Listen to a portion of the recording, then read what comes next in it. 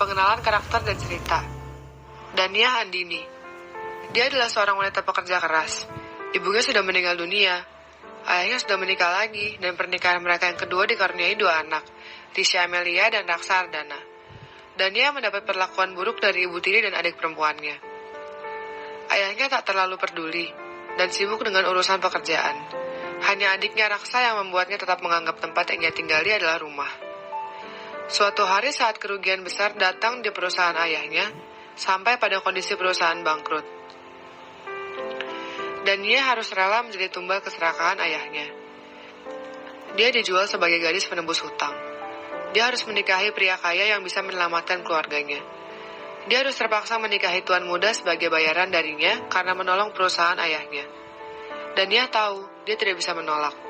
Dia harus memasuki neraka yang kedalamannya tidak pernah ia ketahui. Ada apa di sana, bara yang bisa saja menghancurkan dirinya. Saat sekuat tenaga ia berusaha bertahan menjadi istri pria kaya yang seenaknya dan bisa masuk kategori gila. Pria yang bahkan tidak pernah mencintainya itu, pria yang di awal pernikahan mengatainya jelek dan kampungan. Akan tetapi, sedikit demi sedikit, tuan muda kaya itu menoleh padanya, mendekapnya dan mengatakan menyukainya. Apakah itu artinya dia bisa hidup bahagia sekarang? Tidak. Tapi neraka baru baginya dimulai, karena sekali lagi, laki-laki itu mencintainya dengan cara yang berbeda. Ia mengalungkan rantai kuat di lehernya yang semakin lama menyiksanya, merampas kebebasannya. Saga Rahardian Wijaya. Orang kaya yang bisa melakukan apapun dan mendapatkan apapun yang ia inginkan. Roda kehidupan berputar di sekelilingnya sesuai apa yang ia inginkan. Fisik dan rupanya yang tampan banyak membuat wanita tergila-gila dan rela melakukan apapun untuk bisa dekat dengannya. Tapi jangankan untuk terlibat hubungan yang lebih dalam. Untuk hanya bisa menyentuh tubuh Saga saja sudah merupakan keajaiban. Lelaki ini dulu tidak seperti itu. Ia pernah menjadi pria baik yang memiliki senyuman hangat. Ia pernah mencintai seorang wanita, namun tidak tahu karena apa hubungannya dengan gadis itu kandas. Dan itulah awal mula perubahan sikap dinginnya. Suatu hari, saat laki-laki yang menyedihkan berlutut di kakinya memohon pertolongan, dia mengatakan dengan suara dingin, "Apa yang bisa kau berikan padaku supaya aku tertarik menolong perusahaanmu?" Laki-laki tidak berdaya itu akan memberikan apapun termasuk anak gadisnya. Saga terbahak, dia bisa mendapatkan wanita manapun yang ia inginkan. Lalu seberharga apa putrimu sampai bisa membuatku tertarik? Begitu gumamnya. Sekretaris Han di sampingnya yang dari tadi dia menyerahkan HP, menunjukkan sebuah foto. Seorang gadis dengan rambut bergelombang yang sama sekali bukan tipenya. Senyum cerianya, bola mata, garis bibir, dan sepertinya semua yang dimilikinya sama sekali bukan seleranya. Sekretaris Han menggeser foto lagi. Sekarang foto seorang gadis yang jauh mendekati seleranya. Cantik, rambut lurus hitamnya jatuh. Cara berpakaiannya juga menarik. Mereka kedua putrinya. Saga terbahak. Ia seperti menemukan mainan baru yang menyenangkan. Dilemparkannya HP itu ke hadapan laki-laki yang sedang berlutut. "Baiklah, berikan padaku anakmu. Aku akan menikahinya dan menyelamatkan perusahaanmu." Nada suara Saga tidak bisa ditebak. Apakah dia serius atau hanya sedang mempermainkan laki-laki yang menyedihkan di hadapannya? Terima kasih Tuan. Laki-laki itu tidak peduli. Ia hanya mementingkan bahwa ia bisa menyelamatkan perusahaannya. Ia melihat layar HP yang dilemparkan Saga di depannya. Foto anak pertamanya dengan rambut bergelombang sedang tersenyum dengan ceria. Itulah hari di mana dia menjual anak gadisnya untuk menyelamatkan perusahaan. Awal mula. Hanya pernikahan ini yang bisa menyelamatkan hidup keluarga. Berkorbanlah sedikit saja. Kami sudah membesarkanmu sampai dengan dewasa seperti ini. Bagaimana kau tidak tahu caranya membalas budi? Tuan muda Saga berjanji akan menyelamatkan perusahaan dan keluarga ini. Berjanjilah pada ayahmu, kau akan melakukannya. Tubuh Dania bergetar. Ia tertunduk dalam. Menatap lututnya sendiri, mencengkram jemarinya yang terkepal. Ia merasa marah, namun perasaan itu pun tidak bisa ia keluarkan. Balas budi, bukankah aku anak kandungmu? Bukankah kewajibanmu memberikanku makan dan tempat tinggal? Kenapa aku harus membalas budi untuk kewajiban yang memang kau harus lakukan? Aku membencimu dengan seluruh kehidupanku. Pernikahan akan dilaksanakan pada tanggal 10. Terhitung dari sekarang hanya 10 hari lagi. Dan ia bahkan tidak mengatakan apapun. Ia tidak menggelengkan kepala ataupun tidak menganggukkan kepala. Toh, gerakan kepalanya tidak akan merubah apapun. Terima kasih. Bahkan kata yang sangat ingin didengarnya itu pun tidak pernah mereka lontarkan.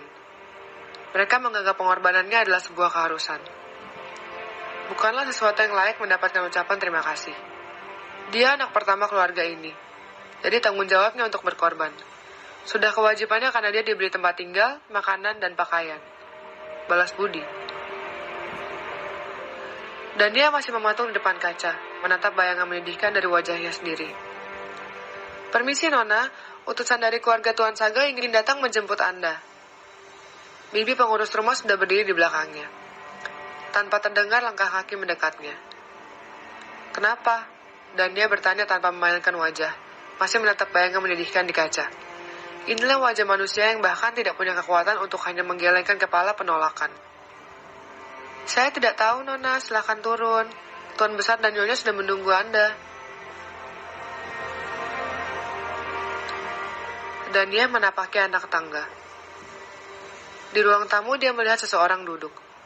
Ayah dan ibu tirinya sedang bicara dengan berlebihan. Menjilat apa yang bisa mereka jilat, tanpa rasa malu. Dan dia menghentikan langkahnya saat pria itu berdiri karena melihatnya datang. Saya akan membawa Nona Dania sekarang, ucapnya. Baik, Sekretaris Han. Dania, ikutlah dengan Sekretaris Han. Tuan Saga ingin bertemu denganmu. Dania tidak menjawab apa yang ayahnya katakan. Ibu tirinya terlihat memelototinya, namun tidak bisa melakukan apapun karena ada utusan dari keluarga calon suaminya. Dania berjalan mengikuti langkah kaki utusan itu, tanpa bicara sepatah kata pun. Dia memasuki mobil masih tanpa suara. Saat mobil berjalan pun, dia tetap membisu. Apa yang akan terjadi padaku? Lari, aku ingin lari. Tapi kemana? Walaupun keluarga ini tidak seutuhnya mengaku keluarga, namun hanya tempat ini yang bisa kusebut sebagai rumah. Aku masih punya adik laki-laki satu ayah yang menyayangiku. Aku tak punya tujuan untuk lari. Merasa beruntung karena memiliki rumah. Untuk itulah mungkin benar kata ayah, aku harus membalas budi. Sambil menatap pohon-pohon di pinggir jalan, pikiran Dania berlarian kemana-mana. Sagara Ardian Wijaya adalah nama calon suaminya. Pemilik perusahaan ternama Antarna Group. Rumor yang beredar tentangnya adalah dia laki-laki muda yang berdarah dingin, kejam terhadap setiap lawan-lawannya. Dia bisa menghancurkan sebuah perusahaan hanya dalam semalam. Untuk kenasan dan dirinya dan Tuhan yang tahu. Rumornya lagi, dia berganti wanita setiap malam. Wanita-wanita mengantri untuk hanya bersamanya semalam saja tidak pernah kehabisan. Lantas kenapa laki-laki seperti itu ingin menikah? Dan lebih menyedihkannya, mengapa harus menikah denganku? Perusahaan ayah pasti bukanlah satu-satunya perusahaan bangkrut yang bisa ia kuasai. Tapi kenapa dia memilih perusahaan ayah dan memilih aku sebagai istrinya? Kita sudah sampai, Nona. Silahkan. Dan dia terjaga dari lamunannya saat Sekretaris Han memanggil. Dia sudah berdiri di luar mobil dan membukakan pintu. Dan dia berusaha menguasai dirinya. Di mana ini? Gumamnya. Tempat ini terlihat seperti restoran kelas atas. Dia hanya berjalan mengikuti langkah Sekretaris Han.